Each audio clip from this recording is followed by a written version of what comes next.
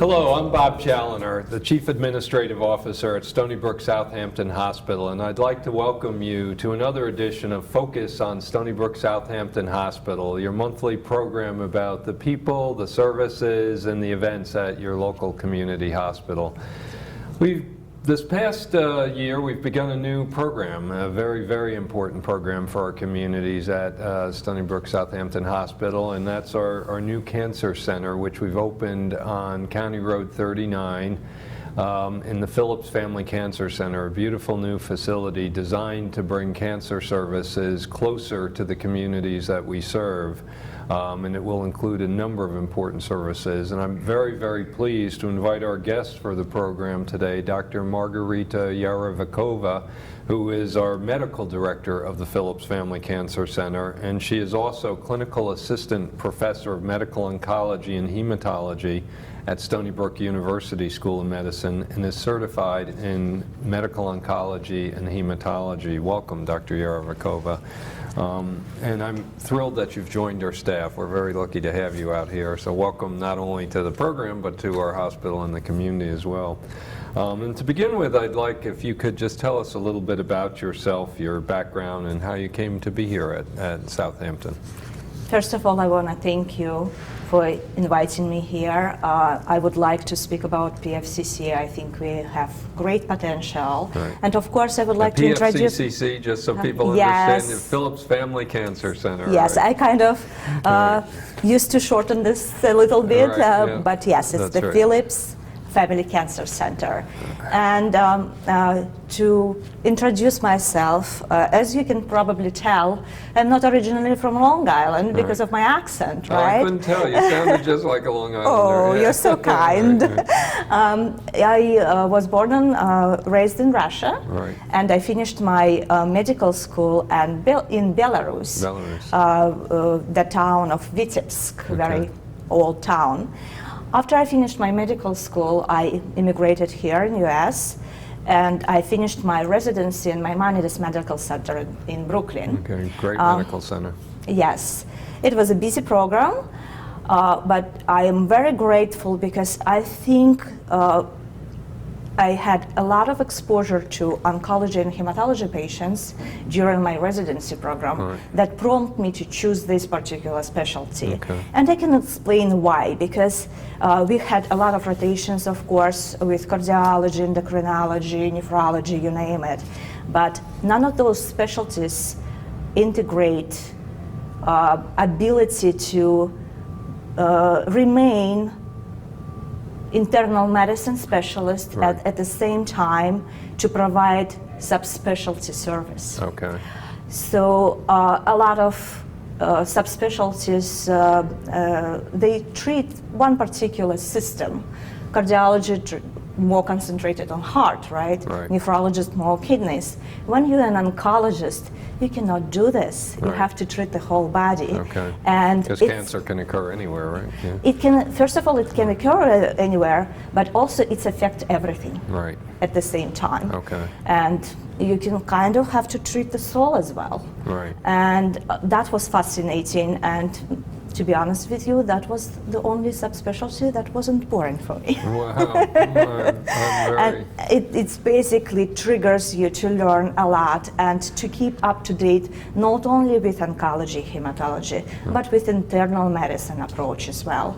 Because for a certain amount of time, while patient is being followed closely by basically only myself, they cannot see every single subspecialties. They're so busy with treatment, I become temporarily the internal medicine specialist as well. Right, so you're really caring for them, all of their health care during that time period. And just so that people are always interesting, what kind of training do doctors have? It's an internal medicine residency, and then you go on for a fellowship? Yes, and then I went to fellowship at Stony Brook University Hospital, and basically that's how I grew my love to Long Island, because I was exposed to Long Island community, and I was enjoying visiting great nature around, and people are so kind. Right. They're very, very. It's different. There is no place like Long Island. Right, You yeah, see, it is I a even very talk like unique Long community. Islander Yeah, you do, already. Long Island, right, exactly. Yeah. Right. So, what made you want to be a part of the Phillips Family Cancer Center? How did you find us, and what made you want to be part of this? So after I finished my fellowship, I joined the private practice, and I had some experience in private office. It was completely different. Right. I'm grateful for that opportunity. I learned a lot, but I was kind of lacking some of things that I used to have in the past. For example, ability to speak with other physicians and discuss in cases in multidisciplinary rounds and Right. approach, which is not available when you're in private practice settings. Right. And to be honest with you, that position, that opportunity came out of the blue. I think I'm really, really lucky because I was offered that position and it was fascinating. I am so grateful about this because just imagine it's like a dream. You are offered to build from the beginning practice and such a great community Right. in a new state-of-art facility. Right. Who can even dream about this? Right, right. So this question is kind of rhetorical question.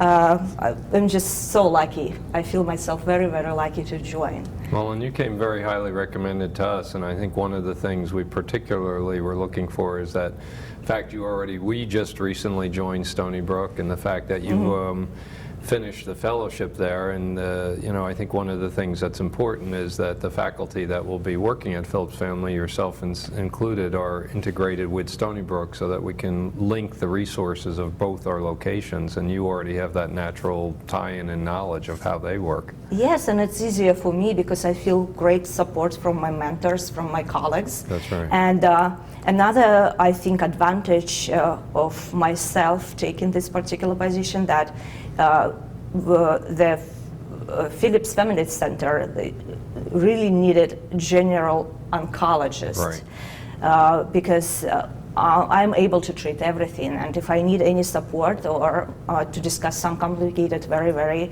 narrow specialized case, I have all opportunity to connect with my previous colleagues and to discuss this case and to get their kind of second opinion at the same time. Yeah, I never thought about that, but oncology, I guess like all the other specialties, is more and more subspecialized, right? So within oncology, there's people that specialize with very specific forms of cancer? Or? Correct, and most of the oncologists, they have to choose some subspecialty. Okay. So for example, when you're out of fellowship, you join a practice, most often you offered one particular subspecialty that you have to fulfill. For example, the practice is lacking breast specialist, or the practice is lacking colorectal specialist, and in this case you have to subspecialize. And I'm lucky from this standpoint because I did not really feel the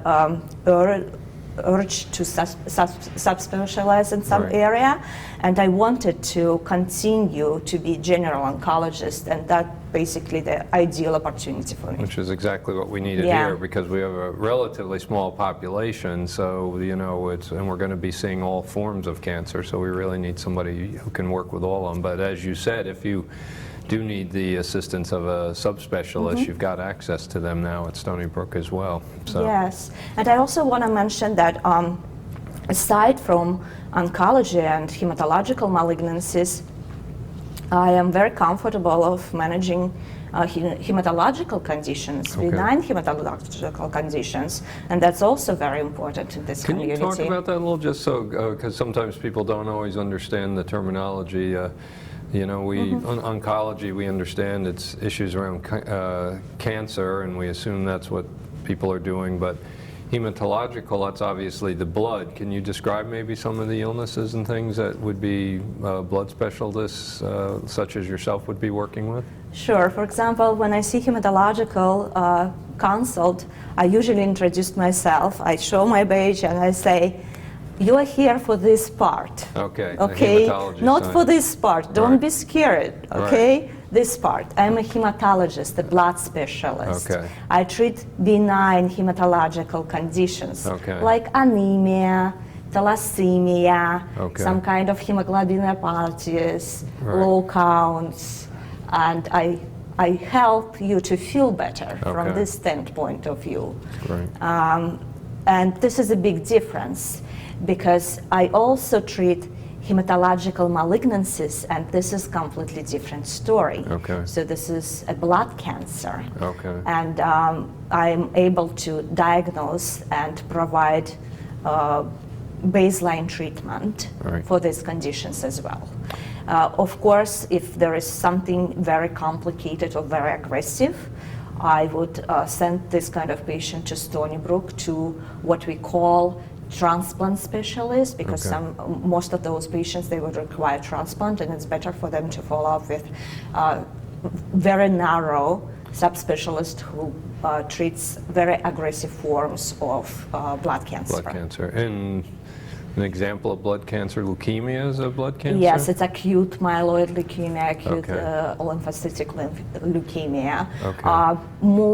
More less aggressive conditions, for example, multiple myeloma, I am able to treat here at the Phillips Family Cancer Center. Some forms of leukemia we Right. can also able to treat here. Okay. For example, elderly population who is not eligible for transplant, to keep disease under control, we can provide treatment locally, Right. and it's very convenient. Right. Yeah, we'll talk about that in a second, but so one of the questions I had for you, from your opinion as the physician who'll be medical director there in oncology, why is the Phillips Family Cancer Center so important to our community? So just imagine to learn that you have cancer. Right. This is as hard as it is. Right. And Must be imagine, devastating for how do you even tell a patient that? It's got to be awfully hard. you know, with years, unfortunately, Yeah. you kind of gain that experience, and you just have to do this. This is part of the job. Right. Right. But imagine also learn that you have to travel 30 miles to get treatment. Oh yeah. So just think about this way.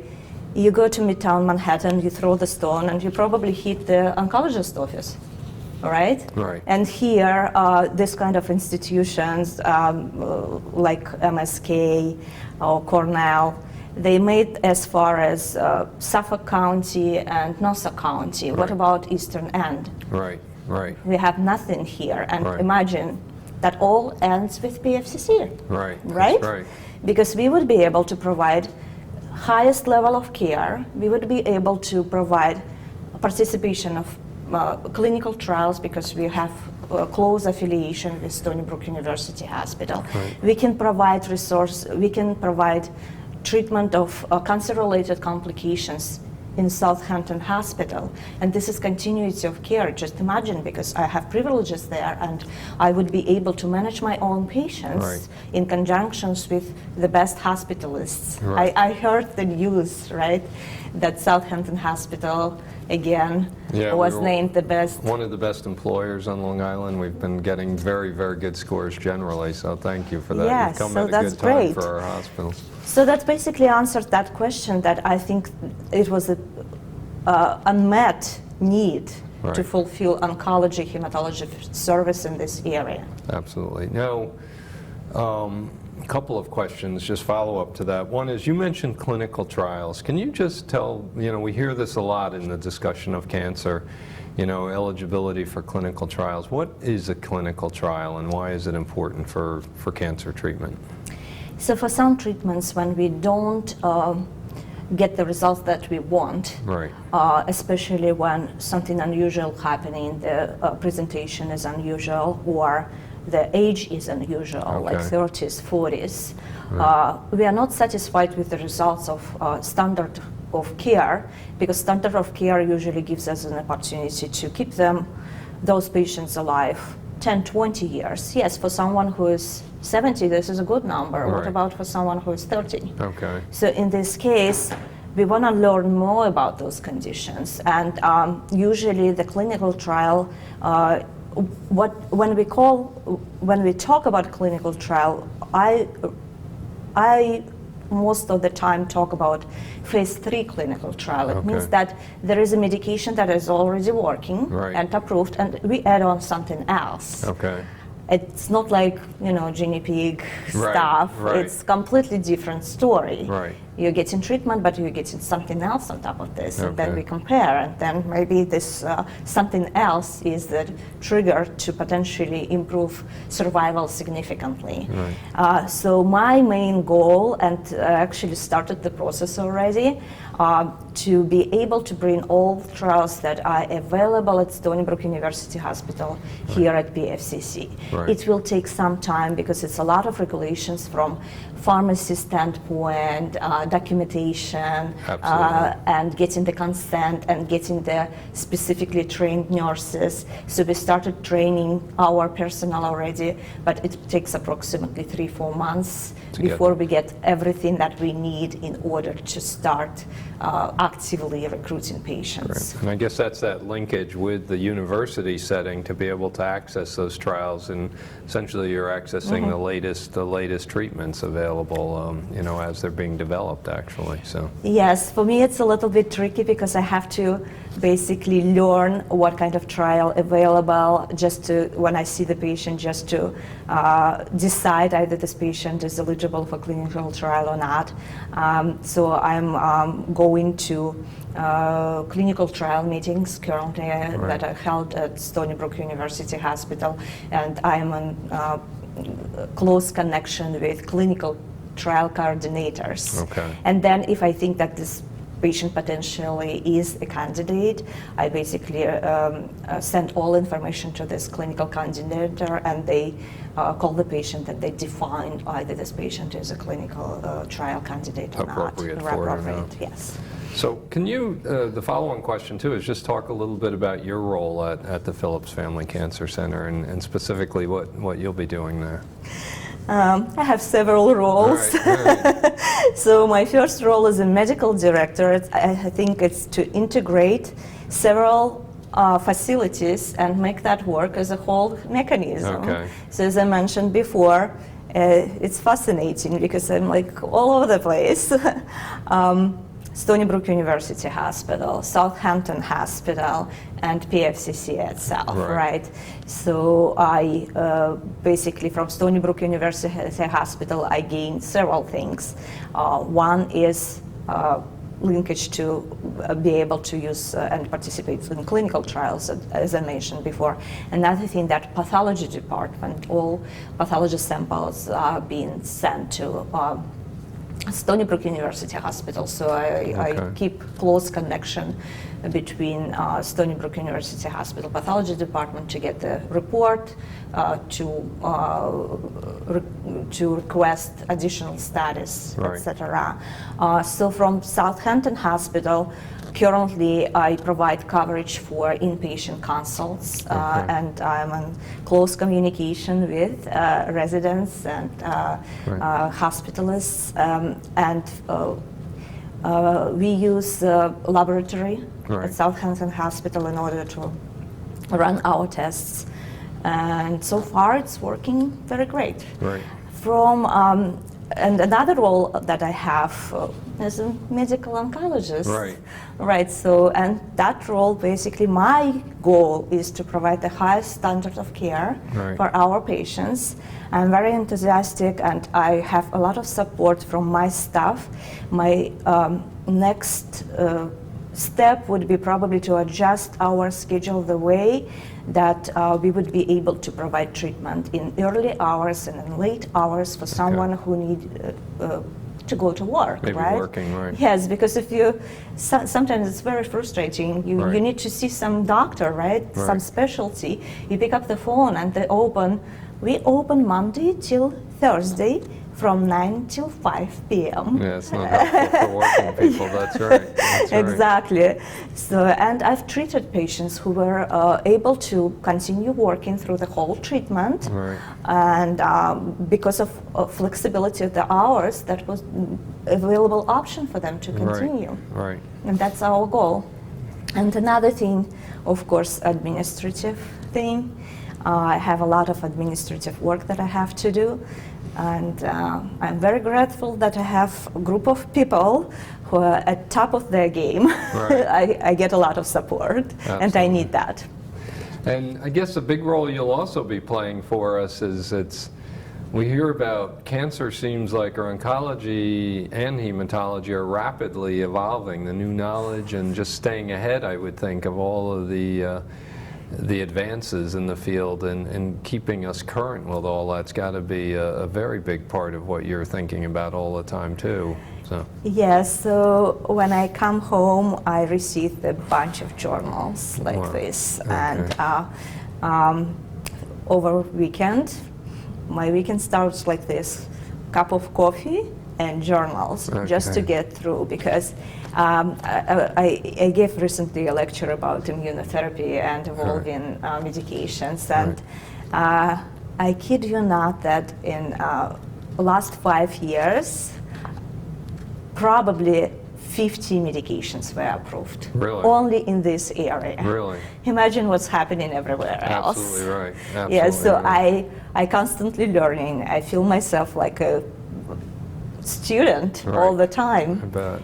And sometimes it's overwhelming, but you know, it is what it is, right? That's right. And do you find being part of the larger Stony Brook oncology team helps you with that also, that you have colleagues you can consult with and that they're able to share their information or what they see as new advances? Yes, and I'm kind of okay with this because it's impossible to know everything. Right. That's exactly what I mean by I'm, as being a general oncologist, with this kind of resources as when I see complicated case, that I see that this case is not by book, that this is something off, of course I have no ability to know everything regarding every single cancer, especially when it's very rare cancer. Right. And in this case, I have an opportunity to pick up the phone and speak with neuro specialists. Okay. The same with hematology.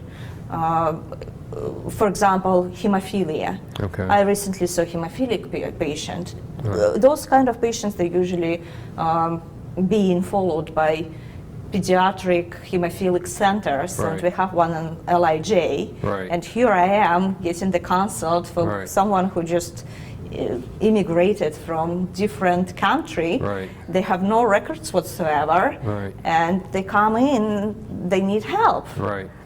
What do I do? And sometimes, you know, I offer start of treatment, but then I need to pick up somebody's brain. Right. Am I missing something? Maybe I'm missing something. Right. You pick up the phone, you talk, and everybody is very supportive. That's great. And I know that within the, I was going to ask you a little bit about how we work with the Stony Brook physicians broadly. And I've heard of things called cancer rounds and things like that. Is that something that, and how does that work? What is that? So I think what you mean, you mean tumor board. Tumor board, tumor board, tumor right. board. And this is a great, this is something that I was missing when I was in private practice.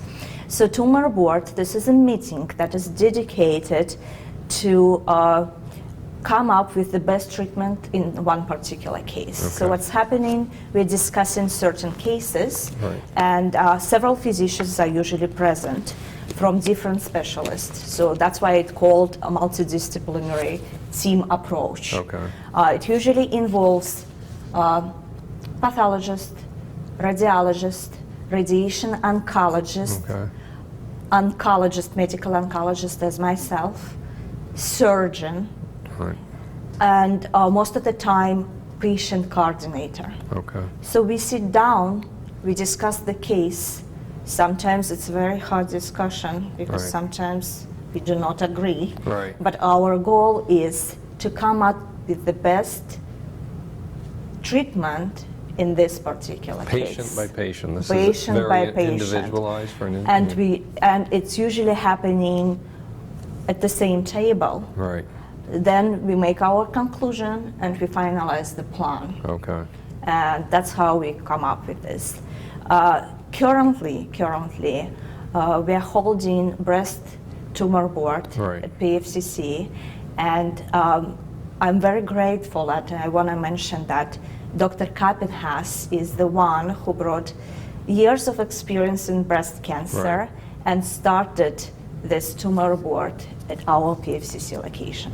Yeah, she's terrific. She's been here, I think, over 10 years at this point, heading our Ellen Hermanson Breast Center, another, wonderful program that we offer. So that's terrific. So. Yes, and this particular tumor board integrates Stony Brook University Hospital physicians as well, because Right. we connect remotely through the web access, Right. and we're able to discuss cases with participation of sometimes another medical oncologist from Stony Brook University Hospital, radiation oncologist. Great, wonderful. Could you, I know there's a lot of things going on over at the Phillips Family Cancer Center, but from your perspective, what makes it unique in terms of technology or other services? It sounds like some of it's obviously that interconnectedness of all the doctors and the chance to work together in one place, but are there any other aspects of what makes it unique? I think everything makes that unique. Okay. Even design, Right. this is very unique, Yeah. right? But of course, technology, right? First floor is dedicated to radiation oncology. Right. Second floor is medical oncology. Medical oncology has several infusion area. Okay.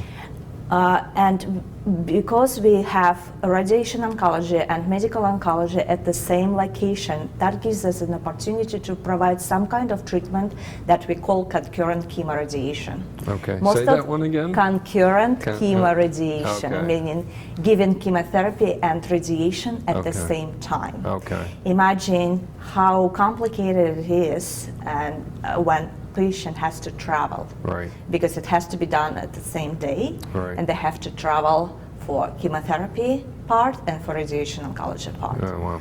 When you have to, and it makes everything much easier when patient can come at one location and get everything done at the same location. And the care is all coordinated in that Yes, that's, same location. that's a very, very big, unique situation, Right. right? Another unique part that we are licensed to provide blood transfusions. Okay. That's also very convenient because it takes time. Right. Imagine one blood transfusion usually takes 4 hours. Really? I had no idea. Yes. Oh, wow.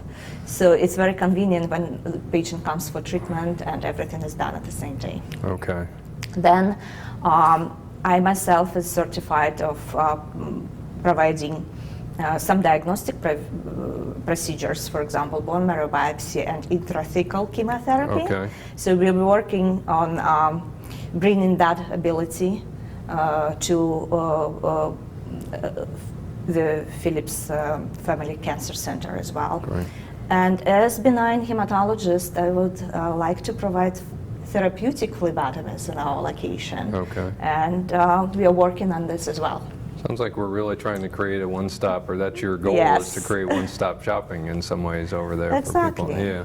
Yeah. And that's, I know, been the goal, like in the cancer center, or the breast center, which we've had the benefit of the Ellen Hermanson Foundation, who've sponsored us for so many years and really built a truly wonderful all-inclusive breast center, and now with the help of the Phillips family. And there's another community organization that we're very thrilled to work with, Fighting Chance, who is in the sponsoring our chemo cancer social worker, and Yes. I know you've had some opportunity to work with Lauren, the social worker there. She's Can you talk wonderful. about her a little bit and what she's providing? So. Yes, I was really, really pleased to learn what kind of services she's able to provide. Right. It's fascinating. So she is, first of all, she's a wonderful person, Right. and she's such a hardworking person. She's able to provide transportation. She's able to provide financial aid for certain medications. Right. She's able to provide even legal services. Wow. and she keeps communicating with patients Right. and just reorienting them, and basically she's kind of coordinating things for someone who is a real need.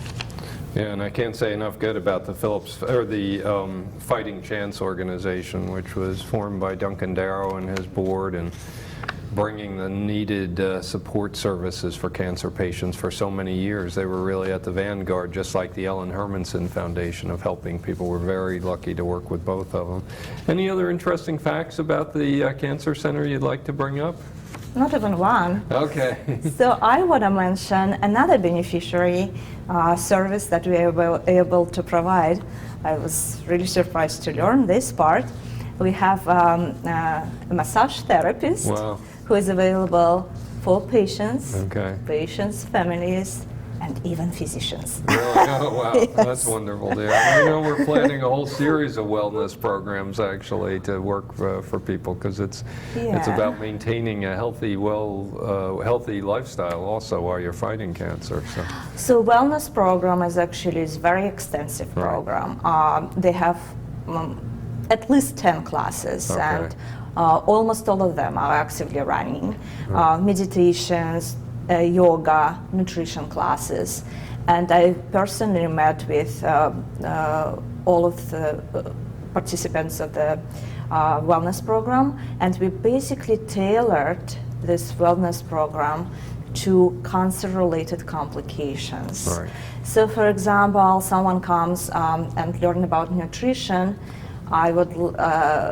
It's tailored the way that we concentrate of nutrition values and sometimes nutrition components that increase appetite. It's very important for someone who is anorexic because of the chemotherapy. Sometimes people lose ability to taste, and our nutritionists are aware what kind of food can potentially increase the appetite, because it activates different buds Wow. in our taste system. Another thing that I wanted to mention, that we also have a therapy dog. Oh, I didn't realize And that. who doesn't like a Yeah, cute puppy? Absolutely right. Exactly. Whatever it takes to make you feel better, right? Exactly. Yes. Well, I want to thank you, Dr. Yarovikova, and I also want to mention the great work of our radiation oncology team under Dr. Sam Ryu, world-class radiation oncologist, and his team of radiation therapists who will be working side by side. And Sam serves as director of the center, and we've got a wonderful, wonderful group of radiation therapists for providing everything, as we said, in that one-stop location. So we're very excited about that. So thank you. And just want to thank you not only for educating us today, but for joining our staff. We're very lucky to have you out here in the East End, Dr. Yarovikova. So. This is my pleasure. Yeah, great. Believe me, yeah, I'm very, very, very grateful for this opportunity, and it's like my child, you know. I wanna. I was very exciting to start from the scratch and to see the things growing and getting there. Like you have the goal, and you achieve the goal, and it's very fulfilling. That's great. Thank you. Thank you very much. Thank you for your time. My pleasure. And I'd like to thank all of you for watching our program today. And as always, if you have any questions or would like to learn more about the Phillips Family Cancer Center for yourself or a member of your family or a friend, please feel free to visit our website, where all the information on how to contact, how to schedule, how to meet with Dr. Yarovikova or one of the other excellent providers in the center is available. I'd like to thank, as always, our friends at CTV for producing and airing this program in our Southampton communities, and our friends over at LTV for airing the program in our East Hampton communities. We look forward to hearing from you. If you have any questions about today's program, or if you would like additional information or just help navigating our health system here on the East End, please feel free to call my office at 631-726-8555. Thank you, everyone, and good health.